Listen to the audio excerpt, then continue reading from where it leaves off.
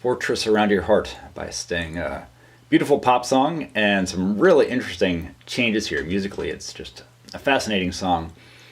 Very unexpected things happen here, although you may not notice it when you're first listening because it flows so easily. All right, so starting out with this little introduction, which is very distinctive. And I'm adding sort of a bass part, sort of a bass drum with the heel of my hand. So I'm playing like this.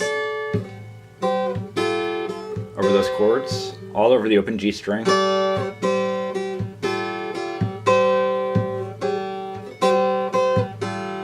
Just using the heel of my hand right against the guitar body like that. You can skip this, you could just play it certainly. But if you like to add the percussion, it's just like this. Like that. Just using my index and middle and ring finger on the top 3 strings. Okay, like that. All right, and then I do the same thing an octave down, which is where I then play the melody for the rest of the song. So I'm keeping going that on the body. Now I'm adding my thumb on the bass. It doesn't have to be loud, just a little bit of a thump there, which is nice. And I'm kind of holding down this, I'm holding down the G and holding down, because the G minor, it's a G minor 7th chord actually. I'm holding down those strings on the first fret of the top 2 strings. If that's a stretch, you could also do it here.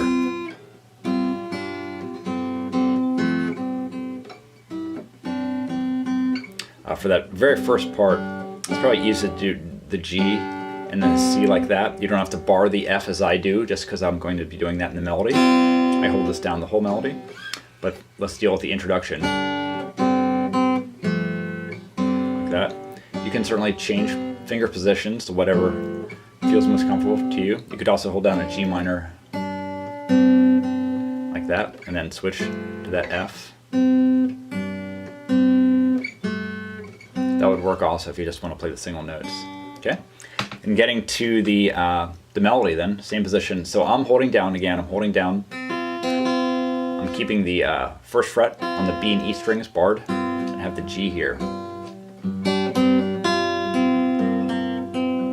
That.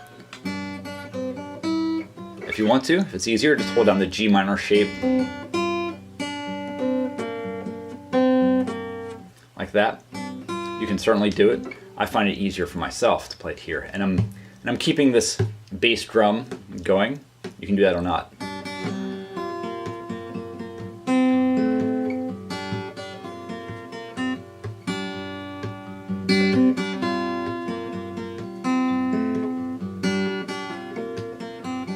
Not a complicated melody there.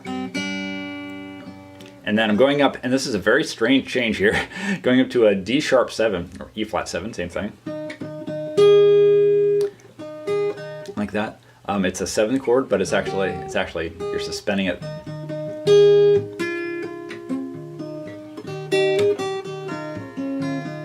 Just going over kind of a bar chord there. Again, keeping this bass going if you want to keep it, if you want to do it. Then we're going to F sharp minor. Interestingly enough, you would think that it might return to G minor, to the original, but it doesn't. It goes to F sharp minor. So now we're F sharp minor. I'm just playing a bar chord and using that for the whole melody.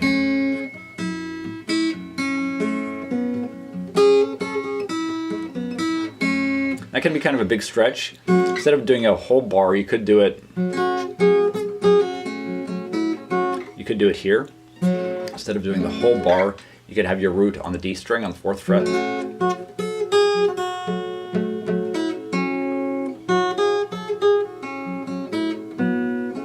And form the melody like that, or you can do this whole bar. Like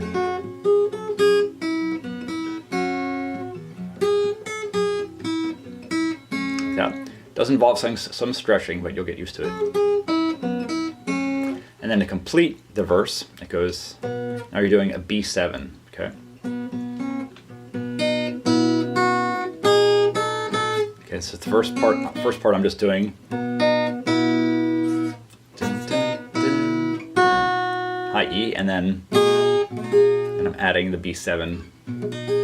so chordal support there, the harmony, to form that B7, as if I was just doing a whole bar. Okay, now we're into the chorus. And here I'm adding a backbeat where I'm slapping the heel of my hand right on the strings. And just slap it. What you're doing is you're smacking the string against the end of the fretboard. So it's got to go all the way down, like that, if you want to do that. I'll show you, so I'm doing that like that through this whole thing. But now we're into the chorus, so right after that E minor, D over a sharp, G, A minor,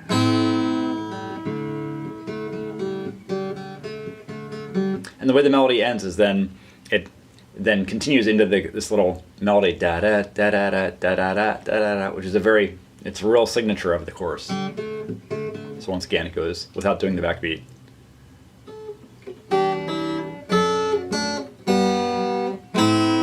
And for that A minor, I will sometimes rake through with my thumb.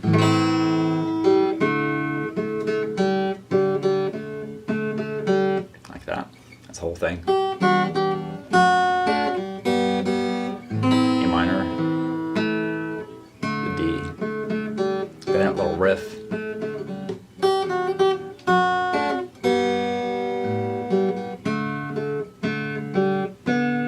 Or you can use the open B, or okay, and the very end of the chorus, and the whole time I'm doing the backbeat. So going from the B7.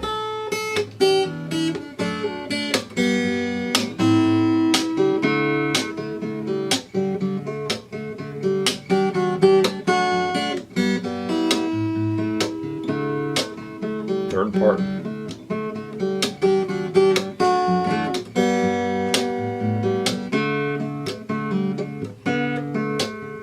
Then the end of the chorus now goes to a C minor. It's a C minor 7, and I go back to the bass drum here. You don't need to do it. I'll do it without it right now. C minor, D. Okay, then you're going to like a D sharp or E flat for the F. Then the open G string gives you time to go back and form the G minor. Now back to the verse. So once again, that chorus. The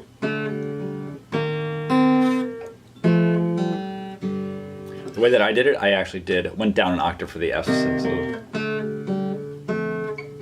Sorry, C sharp minor, D, E flat, then the F. I like going down, providing that low bass.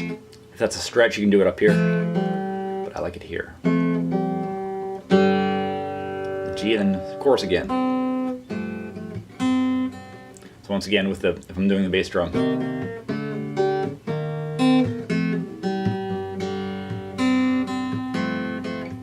Okay. And the second chorus, second verse, second chorus are pretty much exactly the same. There's no real variation there. A little bit of change in the vocal line, so I won't show you here. It's just a little bit of variation. I would suggest practicing along with the recording, with the song. Original recording to kind of nail the vocal line, but it's the same technically. And then after that last chorus, and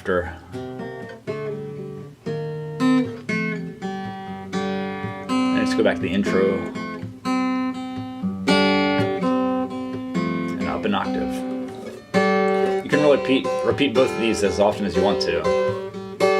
It's awfully nice, and it's a real signature of the tune.